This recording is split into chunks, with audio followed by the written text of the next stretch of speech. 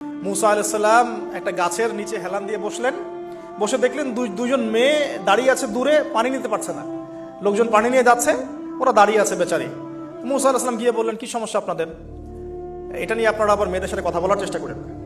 ঠিক আছে, তো মাহরাম গায়রা মাহরাম মেনে চলে।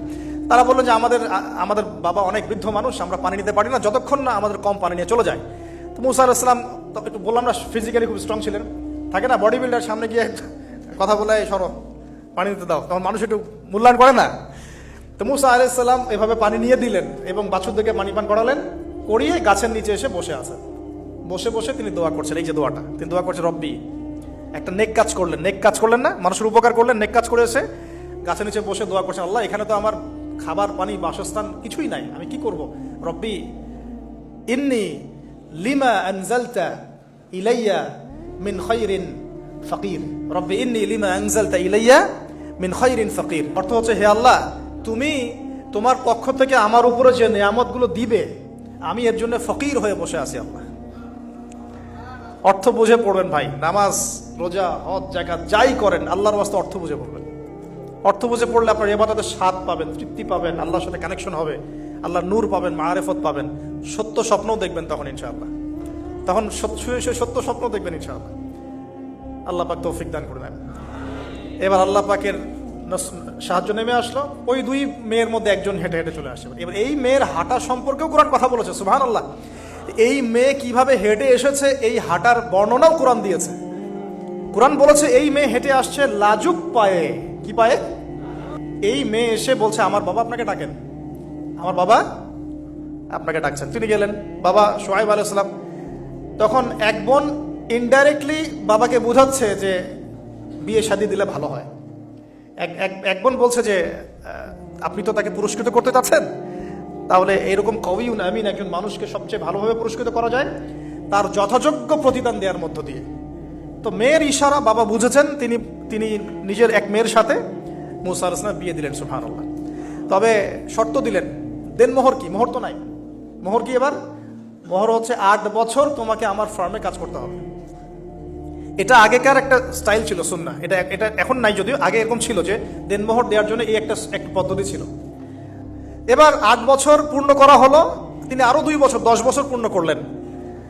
এই 10 বছরে মুসা আলাইহিস সালাম নবী পরিবেশ পেলেন, অভিভাবক পেলেন, স্ত্রী পেলেন, প্রেমময়ী সন্তান ইত্যাদি সবকিছু। এবার আল্লাহ রাব্বুল আলামিন তাকে মিশরের দিকে যাওয়ার যে সময়টা এখন হয়ে গেছে, 10 বছর হয়ে গেছে, মিশরের দিকে যেতে হবে। যাওয়ার পথে স্ত্রীর প্রসব বেদনা উঠেছে। তখন মুসা আলাইহিস সালাম আগুন খুঁজছেন। আগুন কি খুঁজছেন ভাই? আগুন খুঁজতে খুঁজতে খুঁজতে খুঁজতে তুর পাহাড়ের ওখানে গিয়ে দেখছেন যে আগুন গাছে জ্বলছে, সবুজ পাতার উপরে আগুন। তিনি অবাক। এই সময় আওয়াজ আসলো, বিসমিল্লাহির রহমানির রহিম, ইন্নী আনা রাব্বুক ফাখলা'না আলাইক ইন্নাকা বিল ওয়াদিল মুকদ্দাস তুয়া।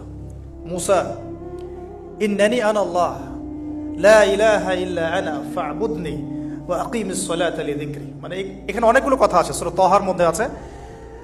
আওয়াজ চতুর্দিক থেকে ভেসে আসলো। মহান আল্লাহ রাব্বুল আলামিন তার শান অনুযায়ী, তার ইজ্জত অনুযায়ী তিনি যেভাবে কথা বলেন সেভাবে মুসা আলাইহিস সালামের সাথে কথা বললেন। আল্লাহু আকবার। বললেন, ইয়া মুসা, হে মুসা, ইন্নানি আনা আল্লাহ, নিশ্চয়ই আমি আল্লাহ, লা ইলাহা ইল্লা আনা, আমি ছাড়া কোনো ইলাহ নাই, ফা'বুদনি, তুমি আমার ইবাদত করো, ওয়া আকিমিস সালাতা লিযিকরি, আমার ইবাদতের জন্য সালাত কায়েম করো, আমার জিকিরের জন্য সালাত কায়েম করো, আমার স্মরণের জন্য সালাত কায়েম করো। ফাখলা'না আলাইক, তোমার জুতা খুলে ফেলো, ইন্নাকা বিল ওয়াদিল মুকদ্দাস তুয়া, তুমি তুয়া উপত্যকায় আছো, পবিত্র তুয়া উপত্যকায় আছো। আদব শেখানো হলো। এভাবে অনেক কথোপকথন হলো। নবী মুসা আলাইহিস সালাম ভয় পেয়ে গেলেন এবং আল্লাহ পাক আরো কথা বললেন, ওয়ামা তিলকা বিয়ামিনিকা ইয়া মুসা, তোমার ডান হাতে এটা কি? মুসা আলাইহিস সালাম বলছেন, ক্বালা হিয়া আসায়া তাওয়াক্কাউ আলাইহা ওয়া আহুশু বিহা আলা গনামি ওয়া লিয়া ফিহা মাআরিব উখরা। এটা তো আমার লাঠি, এটা দিয়ে আমি ডালপালা পারি, আমার ওই যে গবাদি পশু চড়াই। আল্লাহ পাক বলছেন যে ছুঁড়ে মারো, আলকিহা ইয়া মুসা, ছুঁড়ে মারো। ফালকাহা, তিনি ছুঁড়ে মারলেন, ফাইদা হিয়া হাইয়াতুন তাসা, এবং এটা ছোটাছুটি শুরু করলো, বড় একটা সাপ হয়ে গেল। সুবহানাল্লাহ। এগুলো কোনো গাল গল্প নয়, এগুলো আল্লাহ রাব্বুল আলামিনের মুজিজা, মুজিজাতুল কুবরা, এটা বড় মুজিজা। তিনি পিছনের দিকে দৌড়ানো শুরু করলেন সাপ দেখে। খাইফান ইয়াতারাক্কাব, মানে ভয়ে দৌড়ানো শুরু করলেন। আল্লাহ পাক বলছেন লা ইয়াখাফু লাদাইনাল মুরসালিন, আমার কাছে রসুলগণ ভয় পায় না, তুমি ভয় পেও না, তুমি ওটাকে ধরো পিছন থেকে, সেটা আবার লাঠি হয়ে যাবে। পিছন থেকে হাত দেওয়া হলো, লাঠি হয়ে গেল। সুবহানাল্লাহ। এবার বলছেন যে তুমি তোমার বগলের নিচে হাত ঢুকাও। মুসা আলাইহিস সালাম বগলে হাত ঢুকালেন, বের করলেন, হাত থেকে টর্চ লাইটের মতো আলো বের হওয়া শুরু হলো। এটা দ্বিতীয় নিদর্শন। কেন দেয়া হলো নিদর্শন? এবার আল্লাহ পাক তার দায়িত্বটাকে বলছেন, তোমাকে নিদর্শনগুলো কেন দিলাম, তোমাকে মনোনীত কেন করলাম, কেন তোমাকে মনোনীত করলাম মুসা, তোমার কাজটা কি? তোমার কাজ এখন এইটা, ইযহাব ইলা ফিরআউনা ইন্নাহু তাগা, তুমি ফিরআউনের কাছে যাও। ফিরআউন সীমা লঙ্ঘন করেছে, মনে আছে ফিরআউনের কথা? সীমা লঙ্ঘন করেছে। তখন মুসা আলাইহিস সালাম তার অপারগতা প্রকাশ করছেন এভাবে, তিনি বলছেন, আল্লাহ আমার তো জিহ্বায় জড়তা আছে, আর আমি তো ওখানে এক ব্যক্তি, আমার খুনের অভিযোগ আমার কাঁধে, আমি এখন কিভাবে কি করবো আল্লাহ?